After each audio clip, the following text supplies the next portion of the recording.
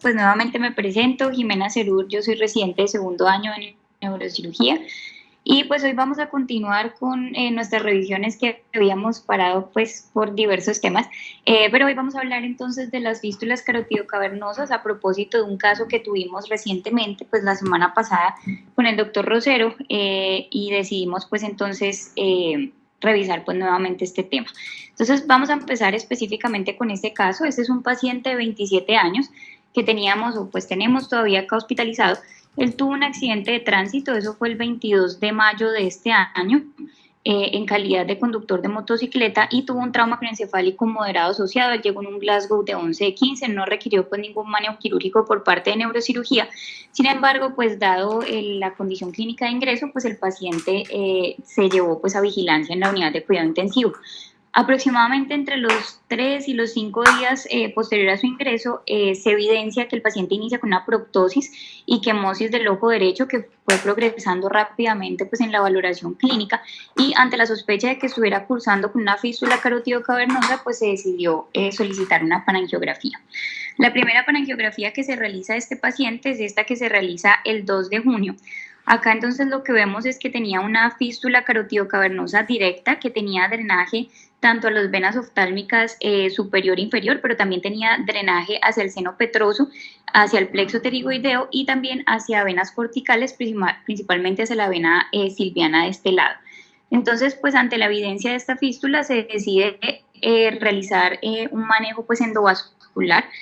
para cierre de la misma, inicialmente con coils, que pues aquí vemos en estas imágenes cómo se van posicionando esos coils en el punto fistuloso de esta fístula que era directa, y adicionalmente se posiciona, aquí vemos cuando se estaba posicionando el stent, y pues aquí ya cuando se había hecho pues el total de este manejo a la fístula del lado derecho, tanto con los coils como con el stent. Adicionalmente... diversor,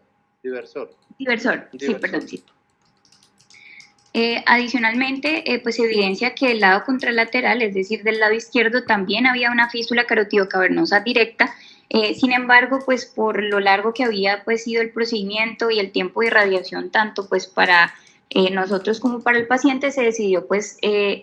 llevar pues esta fístula del lado izquierdo a un segundo tiempo endovascular. Entonces, la segunda falangiografía es esta que se realiza el día 6. Aquí vemos la fístula que ya se había embolizado del lado derecho, pero que tenía aún un remanente, principalmente con drenaje hacia el seno petroso inferior.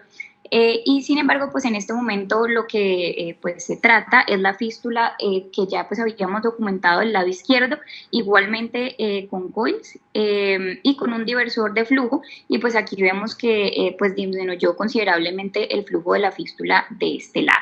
Entonces, pues ante la evidencia de que había pues todavía un remanente tanto del lado izquierdo como lo que habíamos visto pues algo del lado derecho, se llevó nuevamente a otra falangiografía. Esta falangiografía se realizó el jueves pasado, el 9 de junio, y aquí lo que vemos es que esta fístula del lado izquierdo que se había embolizado el 6, o sea, en la intervención anterior, la vemos que pues tenía aún pues flujo bastante importante. Entonces inicialmente se intentó ocluir por el seno petroso inferior, sin embargo no fue posible, ante múltiples intentos no fue posible ocluirla por esta vía, y posteriormente lo que se intenta es que por medio de la vena facial se llega hasta la vena oftálmica superior, y por medio de esta pues se realiza algo de embolización con coils en este punto. Sin embargo, pues a pesar de que se había visto que el flujo después de estos coils disminuyó notablemente, clínicamente se evidenció un aumento de la proptosis y de la quemosis en este ojo. Se realizó en ese momento un TAC pues intraoperatorio sin evidencia de sangrado, y pues por esta razón se intentó nuevamente hacer un ingreso, ya pues en esta ocasión por el plexo pterigoideo, sin ningún éxito tampoco, y finalmente se decidió intentar hacer pues una arteriografía de la arteria carótida interna de ese lado con compresión manual para pues evaluar si el polígono estaba competente o no. Efectivamente pues tenía un polígono competente, y pues ante estos hallazgos y que no pues había podido hacer otro ingreso por ninguna otra vía, se decidió pues sacrificar esta arteria carótida interna. Aquí vemos pues con los coils cómo se pues se ocluyó la arteria. Finalmente, pues se hace pues una falangiografía de control. Aquí vemos que tenía pues un adecuado llenado por medio de la carótida interna del lado contralateral. Vemos que llenan pues ambas arterias cerebrales anteriores, ambas arterias cerebrales medias, con una pues oclusión de esta fístula de este lado, y finalmente pues se culmina este procedimiento. Está pendiente hacerle una falangiografía de control a este paciente pues en otro tiempo. Entonces, pues aquí vemos un ejemplo que pues ejemplifica la complejidad de estas pues fístulas, y por esta razón, pues precisamente por este paciente quisimos hacer entonces esta revisión. Entonces, para recordar, las fístulas carotidocavernosas son el resultado de una conexión anómala entre el sistema venoso del seno cavernoso, que va a estar pues en conexión con el sistema arterial, ya sea directamente con la arteria carótida interna o con ramas meningias de la arteria carótida interna, con ramas meningias de la arteria carótida externa o con ramas meningias de ambas, tanto de la carótida interna como de la carótida externa. En este punto, pues es muy importante conocer algo de la anatomía relevante para estas, algo de la anatomía del seno cavernoso, que es esencial para entender por qué se dan los síntomas clínicos en estas fístulas y cuáles pues son la variedad de las opciones de tratamiento en estos casos. Entonces, pues sabemos que el seno cavernoso se encuentra localizado lateral a la silla turca, que se va a extender desde la fisura orbitaria superior hasta el ápex del hueso petroso, y en el seno cavernoso pues va a incluir una gran pues red de canales venosos que tiene un espacio extravascular entre ellos, y por estos espacios extravasculares van a cursar estructuras tanto vasculares como nerviosas muy importantes, entre ellas la porción cavernosa de la arteria carótida interna, como la vemos acá, y también el sexto par craneal, que está pues en ese espacio extravascular entre las trabéculas pues del seno cavernoso. Otras estructuras importantes que van a cursar no dentro del seno cavernoso, sino en su pared lateral, van a ser el tercer par, que lo vemos acá, el nervio pues oculomotor, el cuarto par, el nervio abducens, y las ramas del quinto par de B1 y de B2. Esto pues va a ser muy importante para entender por qué se va a dar la clínica en estos pacientes que cursan con estas fístulas. Entonces, dentro de este seno cavernoso también pues se van a dar unas ramas muy importantes. Aquí pues como ya habíamos visto cuando vimos el tema de las arterias durales,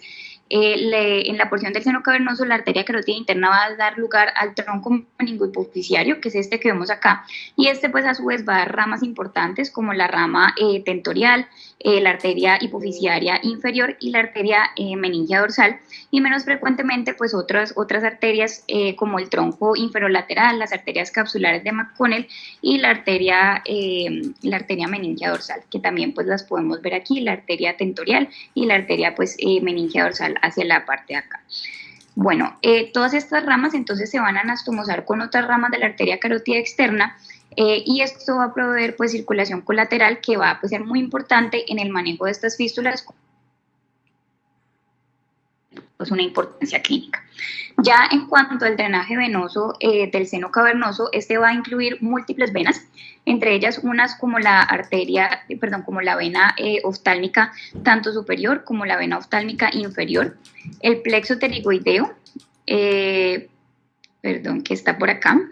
se me fue en desorden, bueno, el plexo pterigoideo, el plexo clival o basilar, y ya también los senos petrosos superior e inferior, ya pues en la parte más posterior. También pues vamos a tener una conexión con un drenaje pues hacia venas corticales, estas pues serían las venas cerebrales medias superficiales, y las venas también perimesencefálicas y las venas cerebelosas. De igual manera, pues tanto como en la parte arterial, sabemos que en la parte venosa pues también van a haber unas conexiones variables directas e indirectas entre estas venas y estos senos venosos, tanto del lado derecho como del lado izquierdo. Bueno, hablando pues en cuanto a la fisiopatología, pues existen algunas controversias en cuanto a la patogénesis de las fístulas carotidocavernosas. Hay varias hipótesis, pero dos principalmente. La primera hipótesis es que estas fístulas se forman posterior a la ruptura de las paredes delgadas de estas arterias durales, que normalmente, como vimos, están atravesando el seno venoso, el seno cavernoso, o pues ramas de la arteria o ramas de la porción cavernosa de la arteria carótida interna, y pues estas específicamente son susceptibles a estos daños principalmente en el trauma craneofacial severo o cuando hay fracturas de base de cráneo, específicamente cuando comprometen el canal carotídeo. Entonces, cuando se genera pues esa ruptura de la pared de la arteria, entonces se van a formar unas anastomosis extensas entre esas arterias durales que se van a dilatar y van a contribuir a la formación de una circulación colateral y pues a la fístula entre la porción, venosa como la porción arterial. Pues en el caso de las fístulas espontáneas, pues que es distinto a las fístulas traumáticas, se van a generar especialmente en pacientes que son hipertensos, en el contexto de pacientes hipertensos, y esto ocurre, pues hay una teoría que postula que estas arterias se pueden romper secundarias pues a malformaciones en este sistema dural, así como a la existencia de aneurismas de la arteria carótida interna que se pueden romper, principalmente pues como menciono en estos pacientes que son hipertensos. Otra segunda teoría, otra hipótesis, es que estas fístulas se van a generar en respuesta a una trombosis espontánea del seno cavernoso, que se van a generar pues como un intento para proveer caminos de circulación colateral de ese flujo venoso. Entonces, pues teniendo en cuenta estas dos hipótesis que se tienen, pues existen algunos factores de riesgo que se han asociado con estas fístulas. Entre ellos están el embarazo, la hipertensión arterial, como vimos, enfermedad vascular aterosclerótica y enfermedades del colágeno, como por ejemplo el Ehlers-Danlos, que pues lo que hace es facilitar o pues debilitar esas paredes y hace que sean pues más propensas a la ruptura. Y pues como sabemos el trauma, que es uno de los principales factores y pues de lo más asociado con este tipo de fístulas. En cuanto a la presentación clínica, pues entonces vamos a dividir la clínica en las que tienen drenaje posterior y las que tienen drenaje anterior, porque varía pues en cuanto a las manifestaciones clínicas. Recordemos que estas fístulas generalmente pues cuando son espontáneas se presentan en pacientes femeninas de edad media o pues mayores, y pues cuando son traumáticas pues generalmente en pacientes jóvenes, que son pues los más propensos a este tipo de traumas. Entonces los signos y síntomas de este tipo de fístulas se van a ver influenciados por muchos factores, tanto por el tamaño de la fístula como la localización de la fístula en el seno cavernoso, así como la tasa del flujo y especialmente dependiendo del patrón de drenaje. Por esta razón, entonces las vamos a dividir en estas dos. Entonces, las fístulas que tienen drenaje posterior son aquellas que van a drenar posteriormente, como vimos, hacia el seno petroso superior y hacia el seno petroso inferior, y que son usualmente asintomáticas a diferencia de las que tienen drenaje anterior, que ya vamos a ver a continuación. Entonces, en algunos casos, estas fístulas con drenaje posterior pueden producir neuropatía craneal, principalmente neuropatía o neuralgia del trigémino, pueden presentar paresia del nervio facial y paresia de los nervios oculomotores. Entre pues, las paresias de los nervios oculomotores, el más común es la paresia o la parálisis del tercer par, que puede comprometer o no la pupila y se asocia comúnmente pues, también con dolor ocular. Por otro lado, pues estas fístulas también pueden generar congestión del tallo cerebral y esto puede llevar pues a un déficit neurológico o pueden generar hemorragias intracraneales, aunque son pues menos frecuentes. Entonces, por ejemplo, aquí vemos el caso de este paciente de 58 años que debutó con un dolor frontoorbitario izquierdo y 4 semanas después debuta con diplopía, 7 días después con tosis y midriasis, y finalmente en el examen físico se encuentran pues todos los signos clínicos de un tercer par completo, con una midriasis de la pupila del ojo izquierdo, tosis y una extropia de este ojo al examen físico. Como vemos pues en la angiografía de este paciente, pues en esta proyección lateral con evidencia de una fístula carotidocavernosa izquierda con un drenaje posterior, pues que explicaba pues la clínica en este caso.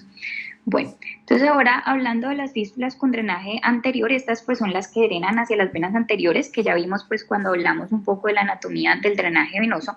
Estas van a presentar generalmente y pues casi que en el 100% de los casos van a presentar signos y síntomas visuales. Pueden ser leves o pueden pues ya tener unas manifestaciones un poco más severas. En los casos leves puede haber únicamente pues enrojecimiento de uno o de ambos ojos, esto pues causado por la dilatación de estas venas conjuntivales que están arterializadas y también pues de las venas epiesclerales, y pues esto en ocasiones se puede confundir con un desorden primario ocular, por ejemplo con conjuntivitis o con epiescleritis, lo que pues hace que pues sea muy importante evidenciar pues otro tipo de hallazgos en el examen físico. Entonces cuando se hace el examen físico es muy importante considerar que esta morfología de estas venas, de estos pues vasos epiesclerales que van a ser tortuosos, que se describen como en forma de sacacorchos, van a ser casi que patognomónicos de este tipo de fístulas, y por eso pues es importante hacer un adecuado examen físico para hacer un adecuado diagnóstico. También podemos ver en estos pacientes pues edema palpebral, quemosis conjuntival, como por ejemplo lo vemos acá, proptosis y diplopía, y generalmente pueden presentar paresia más que todo el sexto par, pues porque es el par que vimos que está asociado o más pues en contacto ahí con el seno cavernoso. Ya cuando se trata de fístulas pues más avanzadas o con una repercusión clínica más severa, entonces podemos encontrar que van a presentar signos de congestión orbitaria, incluyendo pues proptosis, quemosis, dilatación de los vasos conjuntivales mucho más severa, como por ejemplo es lo que se ve en este paciente de acá. Y la diplopía, pues que generalmente presentan estos pacientes, se va a generar por la paresia de estos nervios oculomotores o simplemente por la congestión orbitaria que genera pues que se haga, que se genere pues este signo. Asocialmente pues se va a asociar con disconfort, dolor retroocular y periorbitario, y algunos pueden desarrollar dolor o debilidad facial pues también asociado a una neuropatía. Ya otra pues, aspecto importante son las anomalías oftalmoscópicas. Estas pues van a incluir la retinopatía por estasia venosa con hemorragias retinianas. Puede haber una oclusión de la vena central de la retina, que es por ejemplo lo que vemos en este paciente, en este fondo de ojo. También se pueden ver retinopatía proliferativa, desprendimiento de la retina, hemorragias vítreas y papiledema, pues todo esto secundario al aumento de la presión intraocular, pues asociada a una congestión venosa pues por las fístulas. Por otro lado, pues también es importante que la pérdida visual en estos pacientes puede ocurrir hasta en el 30% de los casos, y esto pues es uno de los signos más importantes. Esta pérdida visual puede ser secundaria un glaucoma asociado al aumento de la presión intraocular. Estos signos y síntomas generalmente se presentan de manera ipsilateral a la fístula, pero también se pueden generar de manera contralateral o bilateral por la existencia de drenaje a venas corticales. Este, por ejemplo, es el caso de un paciente que presentaba síntomas bilaterales.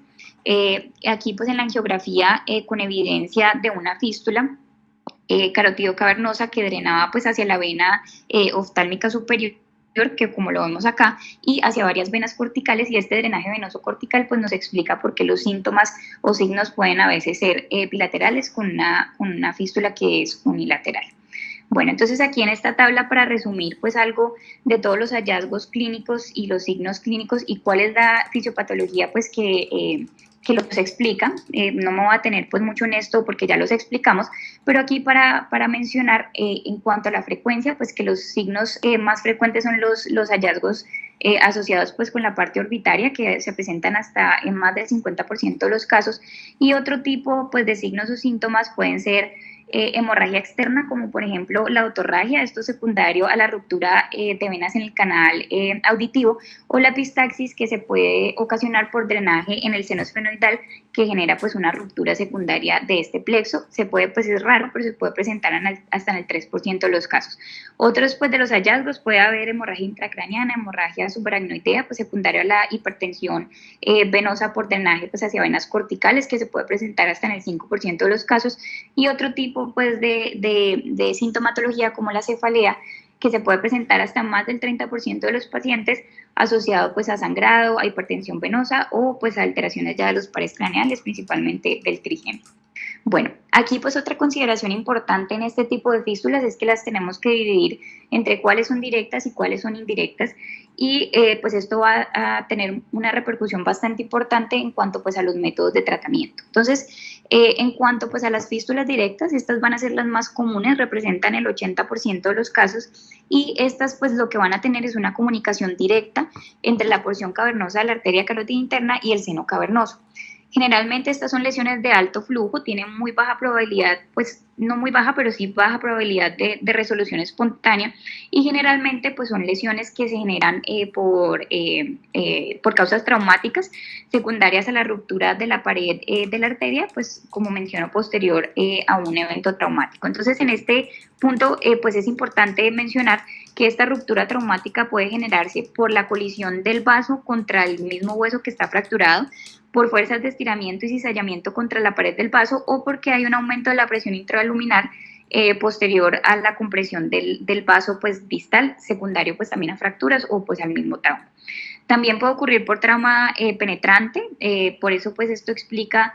su alta prevalencia en pacientes jóvenes, pero también pueden presentarse por otras causas, por ejemplo, causas iatrogénicas secundarios a algunos tipos de cirugías, como por ejemplo la cirugía transespenoidal en los procedimientos endovasculares o por otro tipo de procedimientos como la rizotomía trigeminal percutánea, que también pues, puede generar este tipo de fístulas. También pueden ser espontáneas hasta en el 20% de los casos y ocurre cuando hay una ruptura espontánea de aneurismas de la carótida interna, como mencionamos anteriormente, o en pacientes que tienen pues alguna enfermedad que genere una debilidad en la pared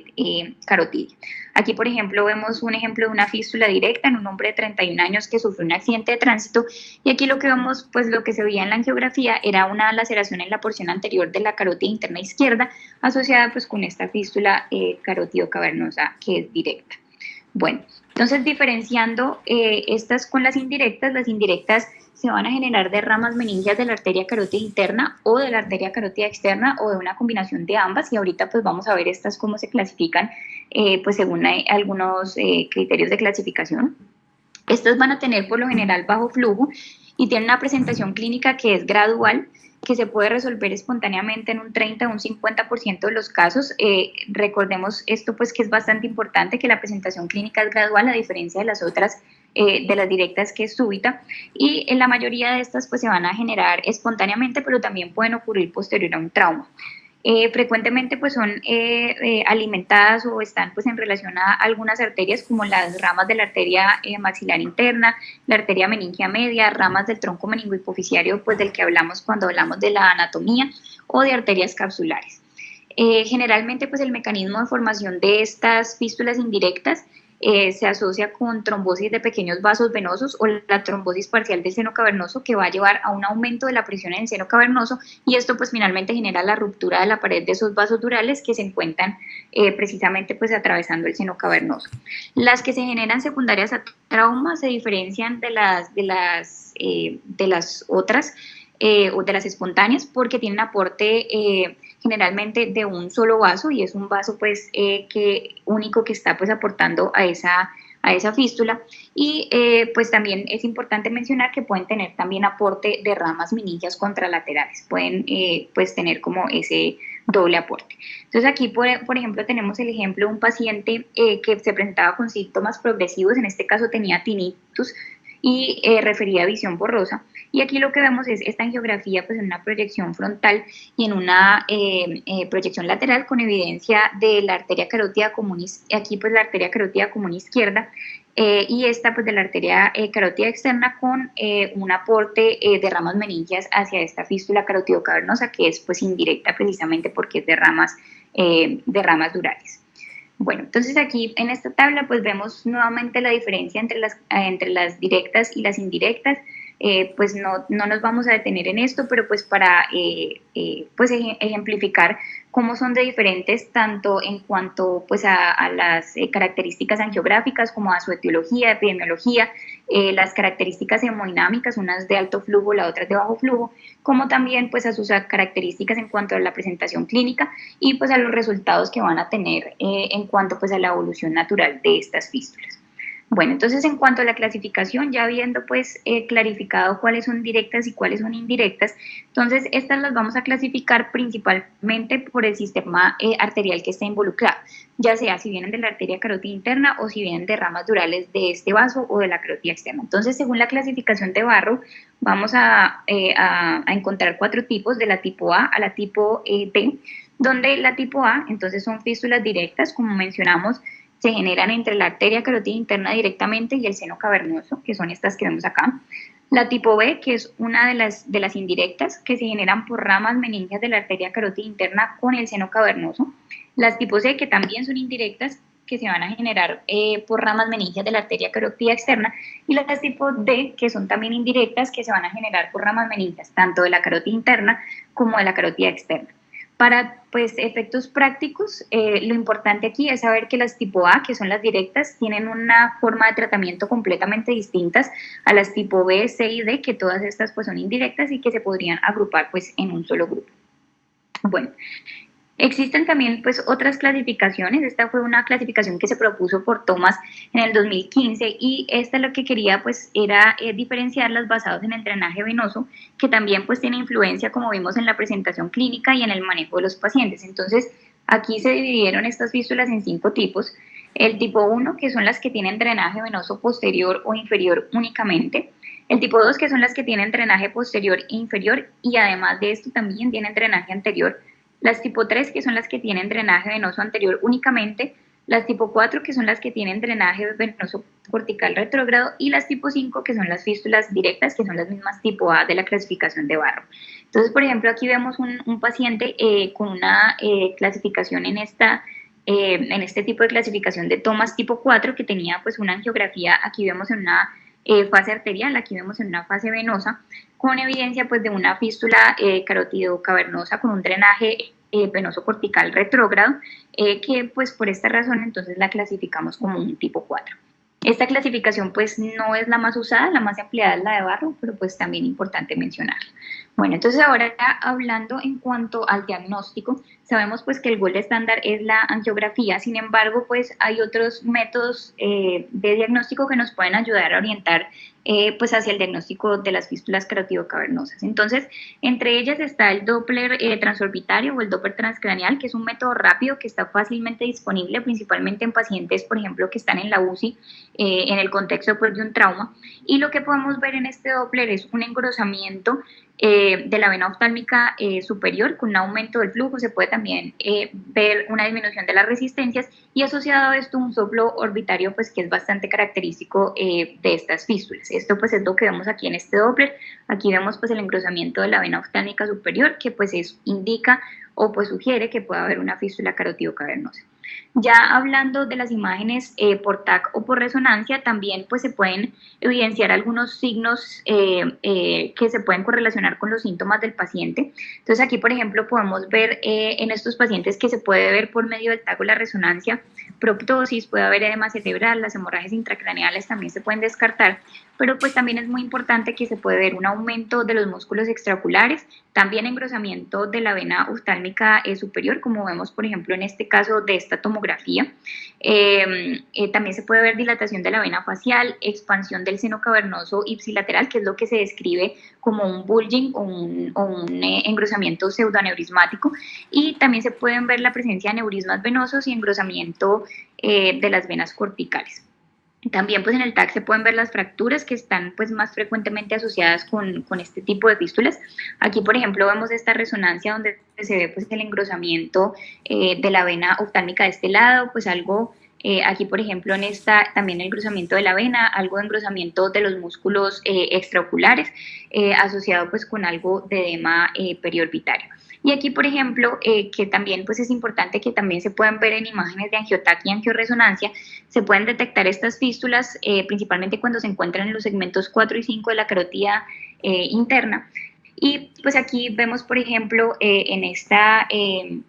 angiografía con tiempo de vuelo, cómo se ve pues la arterialización de este pues seno cavernoso que se evidencia pues asociado pues a los otros signos que se pueden ver en este tipo de imágenes.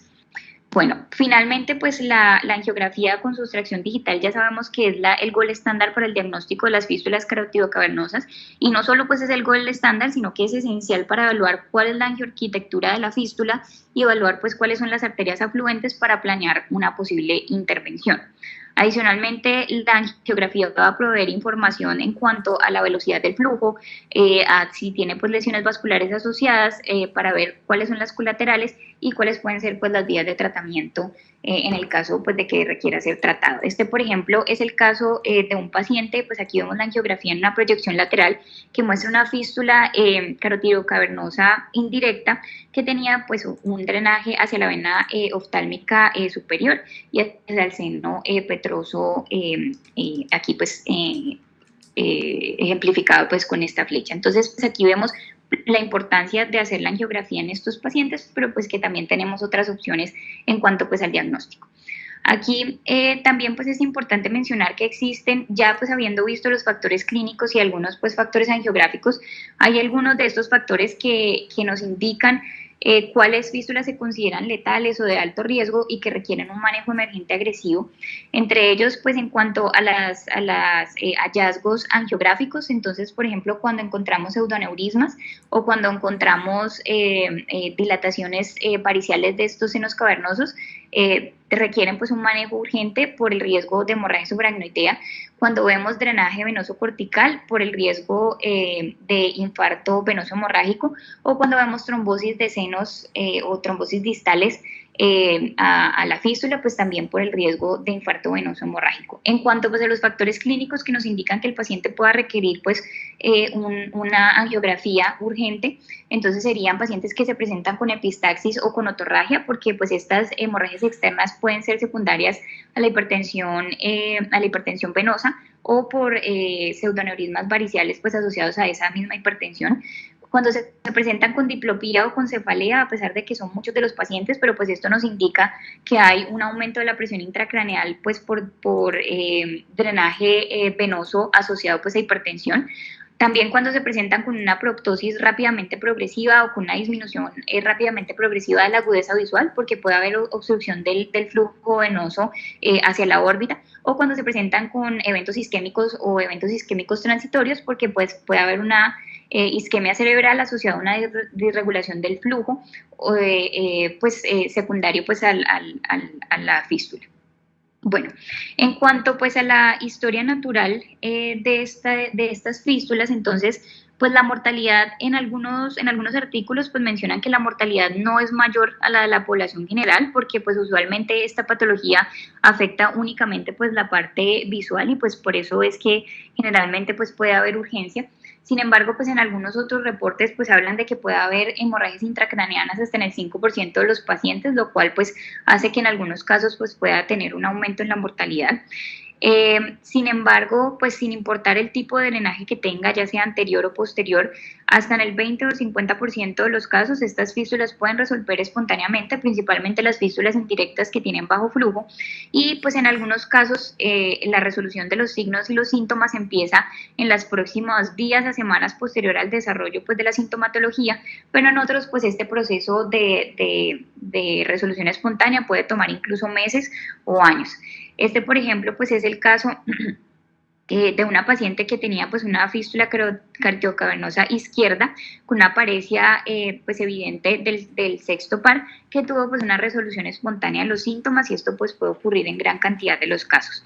En los pacientes pues que tienen estos síntomas oculares leves, pues siempre es importante hacer un seguimiento, a pesar de que no tenga signos de alarma para hacer un tratamiento y que se haya definido hacer un tratamiento expectante, un manejo clínico. Sí es importante hacerles un seguimiento estrecho pues en cuanto a la función visual, en cuanto a la presión intraocular, en cuanto pues a la apariencia oftalmoscópica,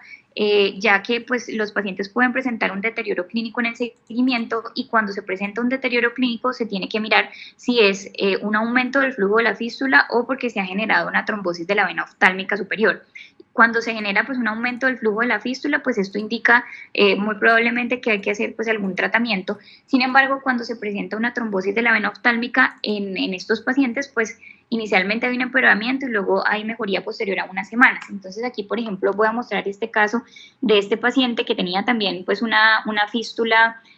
carotido cavernosa que presentó pues empeoramiento aproximadamente a las 2 semanas posterior al inicio de los síntomas. Aquí vemos pues como evidentemente estaban peor los síntomas. Sin embargo, pues en este paciente se documentó una trombosis de la vena oftálmica, y este pues es el control de las 2 semanas pues con evidencia de que había pues resuelto pues espontáneamente. Bueno, ya habiendo pues hablado de todo esto que mencionamos previamente, ahora vamos a ir hacia el tratamiento. Entonces, lo más importante cuando vamos a hablar del tratamiento es, vamos a decidir si se tiene que tratar o si no se tiene que tratar una fístula y se va a hacer un manejo expectante.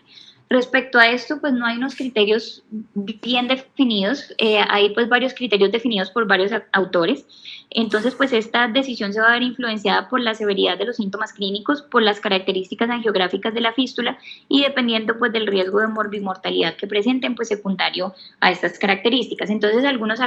autores como Pollock y Miller recomiendan que todos los pacientes que tengan evidencia de retinopatía por estasia venosa de estas fístulas espontáneas deben ser tratados por posibilidad de pérdida de la lesión, de pérdida de la visión secundaria pues a una oclusión de la vena central de la retina. Otros autores, como por ejemplo Steve Kalish, recomiendan el tratamiento de pacientes que tengan signos clínicos sugestivos de drenaje venoso cortical. Barrow, por ejemplo,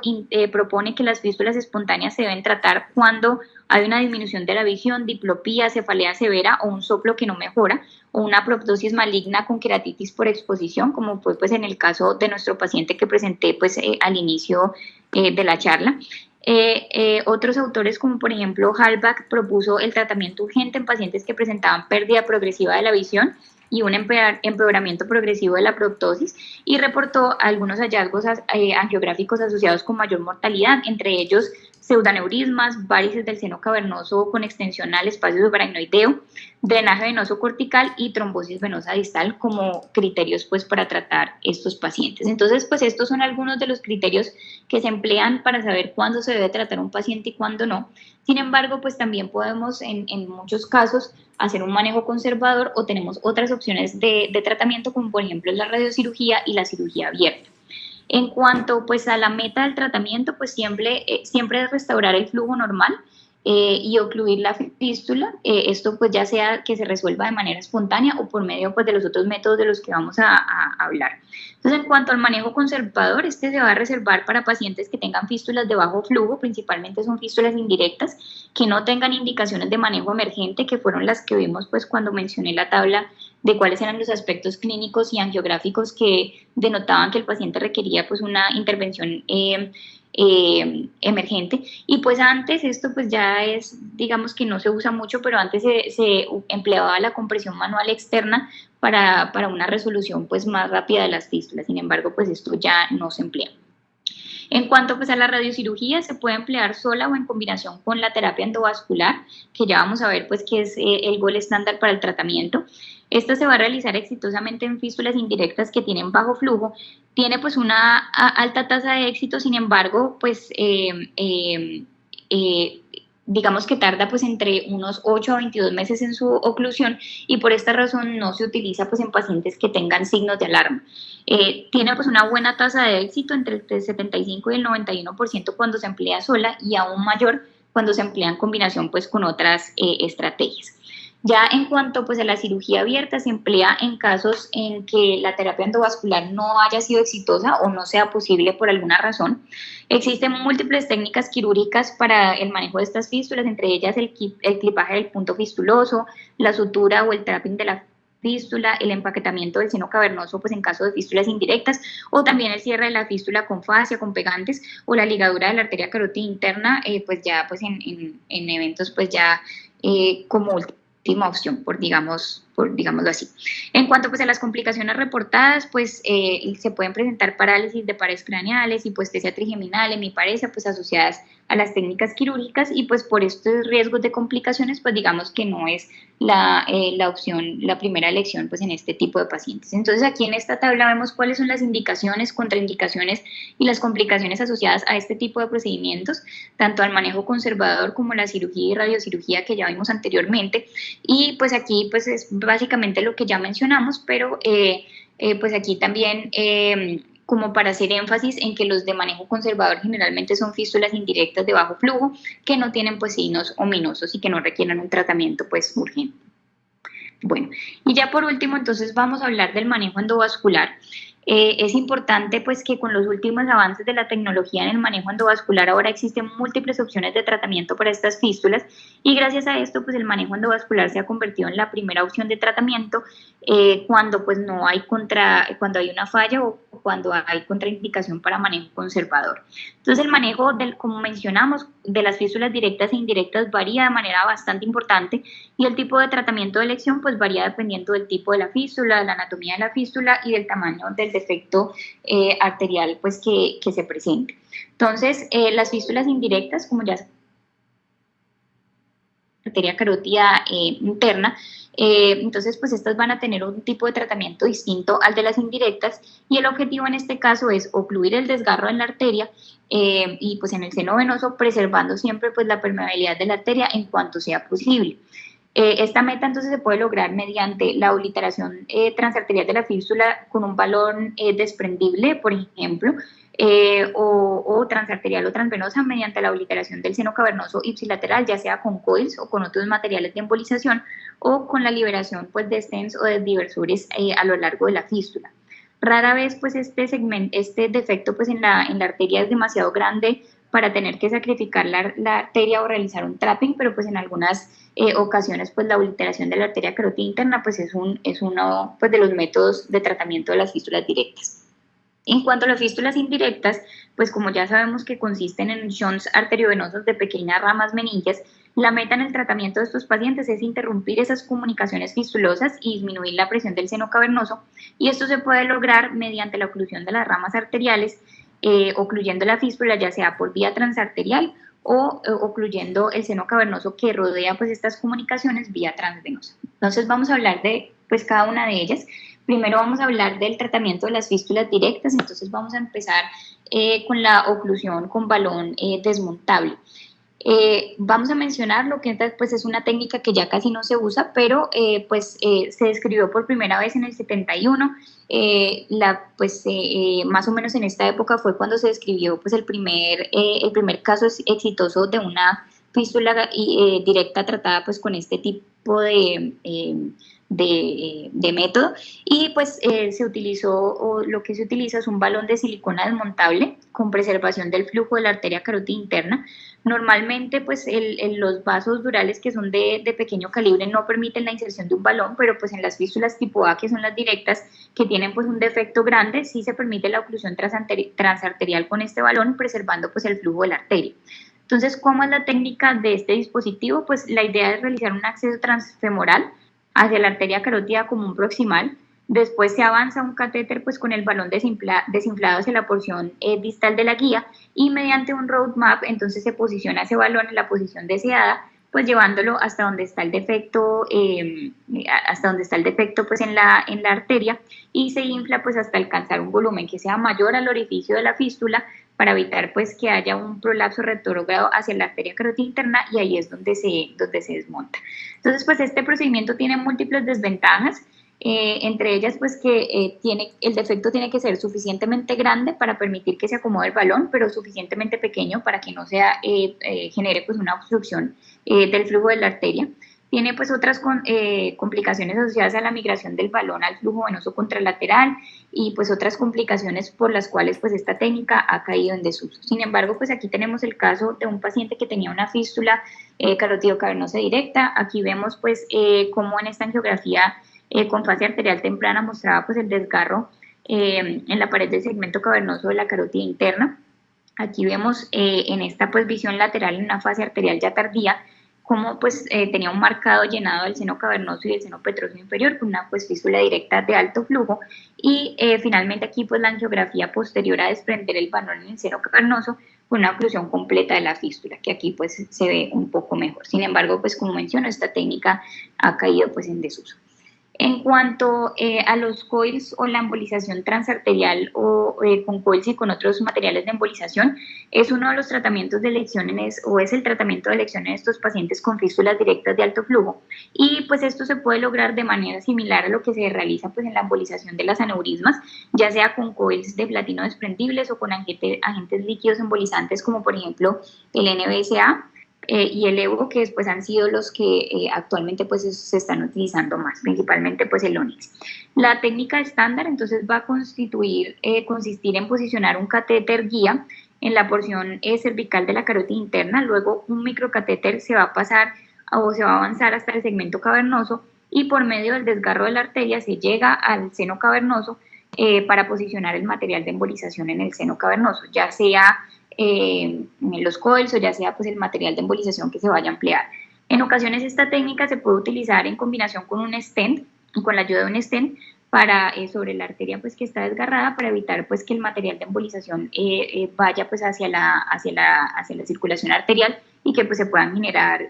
algunas complicaciones asociadas. Entonces en esta técnica vamos a preferir los coils por encima pues de otro tipo de materiales embolizantes, esto porque los coils se pueden ajustar más fácilmente al defecto y se pueden remover cuando no se localizan pues en la posición que se requiere. Las ventajas incluyen pues que tiene mayor facilidad para acceder al defecto, pues tiene una gran disponibilidad de variedad de tamaños para ocluir el defecto. Sin embargo, pues tiene algunas desventajas que primero que se va a generar una obstrucción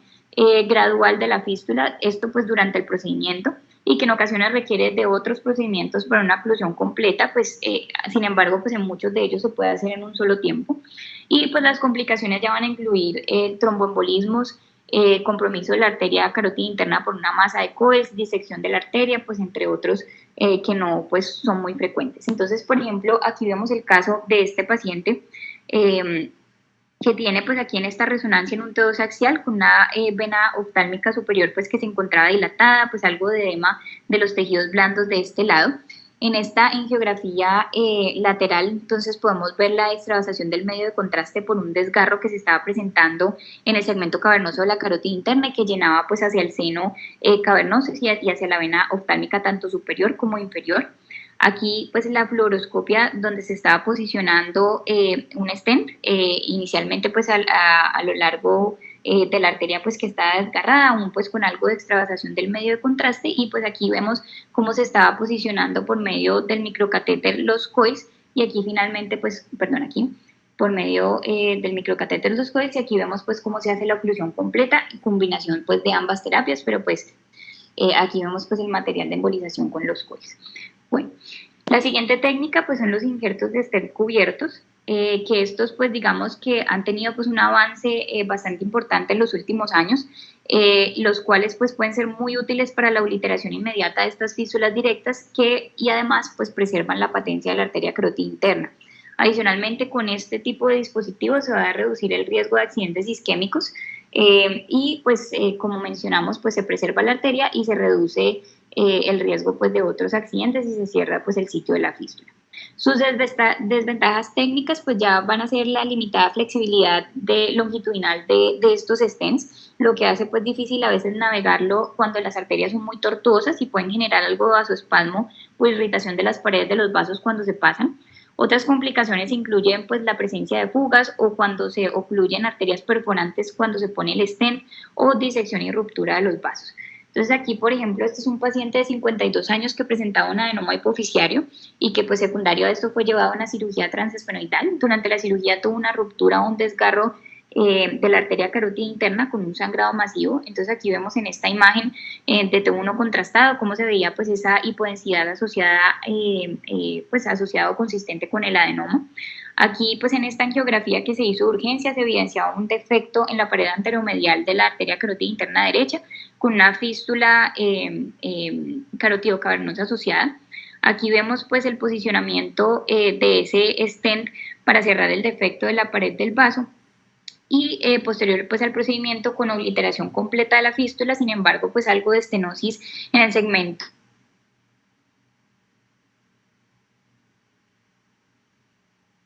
Aquí ejemplificando una de las complicaciones que se pueden generar con este tipo de dispositivo. Sin embargo, pues en un control a 3 meses, pues vemos que la fístula está completamente ocluida y pues no hay ninguna alteración en el vaso. Ya la última forma pues, de tratamiento de estas fístulas directas va a ser entonces la oclusión de la arteria. El sacrificio de la arteria se puede requerir en algunas ocasiones cuando pues, se requiere un tratamiento de emergencia, cuando pues, la oclusión endovascular de la fístula no es posible por un daño muy extenso en la pared del vaso, o que el paciente pues, presente una hemorragia activa o un hematoma rápidamente expansivo que requiera pues, un tratamiento rápido. Y también pues, se puede utilizar en otras ocasiones cuando las demás técnicas no hayan funcionado. Pero en estos casos, entonces, si vamos a decidir ocluir la arteria, como por ejemplo lo vimos en el caso de nuestro paciente, se debe evaluar primero el flujo colateral y la habilidad del paciente para tolerar la oclusión de esa arteria con un test de oclusión, y se puede realizar pues esta oclusión con múltiples técnicas. Se puede hacer con coils, se puede hacer con balones o se puede hacer con otro pues tipo de agentes embolizantes. Lo importante pues aquí también pues algo en cuanto a la parte técnica es saber que cuando se realiza con coils pues se tiene que hacer de distal a proximal para evitar el llenado arterial retrógrado de la fístula por medio de la arteria carótida interna supraclinoidea. Y cuando se realiza con balones entonces se posiciona uno distal y otro proximal a la fístula pues para hacer una oclusión total de la arteria. Este, por ejemplo, es el caso de un paciente de 31 años que tenía una oftalmoplejía derecha posterior a un trauma craneoencefálico. Aquí vemos una proyección frontal o pues anterior y una proyección lateral de una angiografía que mostraba pues una laceración de la carótida interna derecha con un pseudoneurisma en el segmento cavernoso, con una fístula carotidocavernosa directa. Aquí pues lo que hicieron fue posicionar dos balones para ocluir la arteria y pues aquí vemos la angiografía de la carótida común derecha posterior a la oclusión con una obliteración pues completa de la fístula y aquí vemos pues cómo en estas dos imágenes cómo pues por medio de la carótida interna y la vertebral del lado contralateral, es decir del lado izquierdo, pues había una reconstrucción completa de la carótida interna del lado derecho y esto pues nos indica pues un caso exitoso de un paciente con una obliteración de la arteria, pero que tenía pues un polígono competente que pues iba a tolerar esta oclusión. Bueno, y pues ya, bueno, y aquí pues se muestra cómo se esquematiza cuando se hace la oclusión de la arteria, pues aquí mirando cómo entramos pues vía arterial por medio de la carótida interna, aquí pues en el segmento cavernoso y en este caso pues cómo se posicionan los coils o el material embolizante que se vaya a poner pues para ocluir completamente la arteria y pues cerrar la fístula. Ya en cuanto a al tratamiento endovascular de las fístulas indirectas, entonces podemos tener una embolización transvenosa o una embolización transarterial. Entonces, la embolización transvenosa va a ser la técnica de elección para el tratamiento de las fístulas indirectas porque es más fácil, tiene menor riesgo de isquemia, tiene mayores tasas de éxito y la probabilidad de curación pues es más alta en una sola sesión. El objetivo de esta técnica transvenosa pues es cateterizar el seno cavernoso que está anormal y ocluir la fístula sin generar una redirección del drenaje venoso hacia estructuras corticales. Ese va a ser pues el objetivo que vamos a tener pues con esta vía. Entonces, ¿cómo se va a lograr? Entonces vamos a tener microcatéteres que se pueden,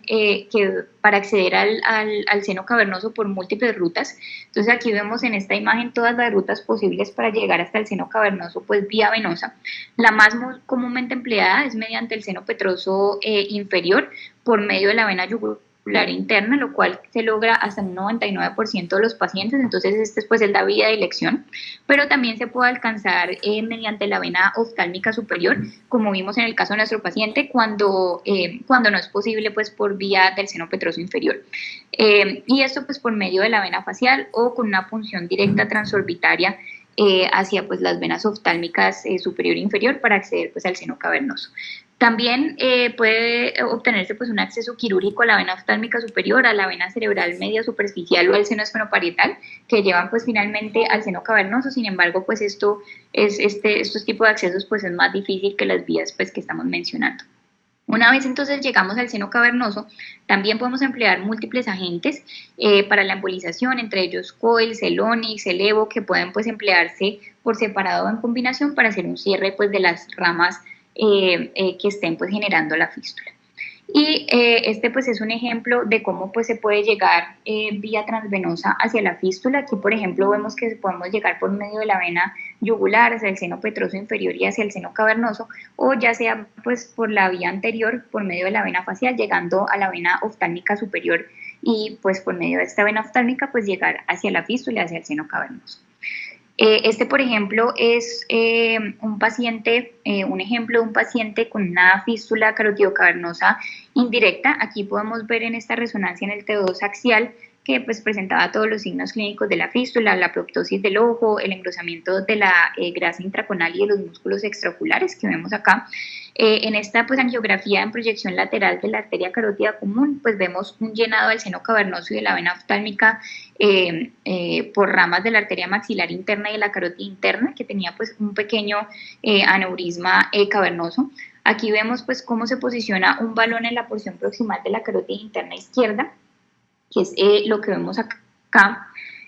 con un llenado pues de las venas que ya pues estábamos mencionando. Y ya aquí vemos pues cómo se posiciona un stent en el segmento cavernoso de la carótida interna, unos clips en el aneurisma cavernoso, pues en la región de la fístula, con un catéter en el seno petroso inferior, y por medio pues de ese microcatéter en el seno petroso inferior se llegó pues hasta el seno cavernoso y se hizo pues ya la embolización con los coils, que es lo que vemos aquí en esta imagen de esta última imagen de la derecha. Entonces pues este es un ejemplo de cómo llegaron por medio del seno petroso inferior hasta la fístula y pues se hizo una oclusión vía transvenosa. Y ya para terminar, entonces, la vía transarterial o la embolización transarterial, que es menos empleada, pues porque tiene una anatomía mucho más compleja, porque son vasos de pequeño calibre que pues se generan estas fístulas indirectas. Adicionalmente, generalmente se requieren múltiples sesiones por las dificultades asociadas al acceso de estos vasos y también pueden tener complicaciones como eventos tromboembólicos, parálisis de pares craneales y otro tipo pues, de alteraciones cuando se emplea esta vía. Cuando se trata pues, de fístulas espontáneas, se utiliza la vía transarterial solamente cuando la transvenosa ha fallado. Sin embargo, cuando se trata de fístulas indirectas traumáticas, la vía transarterial sí se puede emplear porque generalmente, como mencionamos, pues tiene una sola arteria que está proveyendo flujo hacia esa fístula y generalmente pues es suficientemente grande para que se pueda acceder por una vía transarterial. Esta técnica pues entonces incluye la cateterización distal de una rama meningia que va pues a proveer el flujo hacia la fístula, idealmente pues tan cerca como sea posible también para emplearse todos estos múltiples agentes para hacer pues la embolización de la fístula. Aquí entonces tenemos una tabla de resumen del uso de todas estas vías o de estos tipos de terapias endovasculares con sus indicaciones, cuáles son sus ventajas, desventajas, sus limitaciones y complicaciones y la tasa pues de éxito de estas. Y pues aquí ya las mencionamos, pero pues algo en cuanto pues a la tasa de éxito, pues que tiene una tasa de éxito bastante importante, cercana pues a entre el 80 al 99%, lo que nos indica pues que son unas técnicas pues bastante efectivas en el manejo de estas fístulas. Y eso pues era lo que traía tratando de resumir pues este tema bastante interesante y extenso.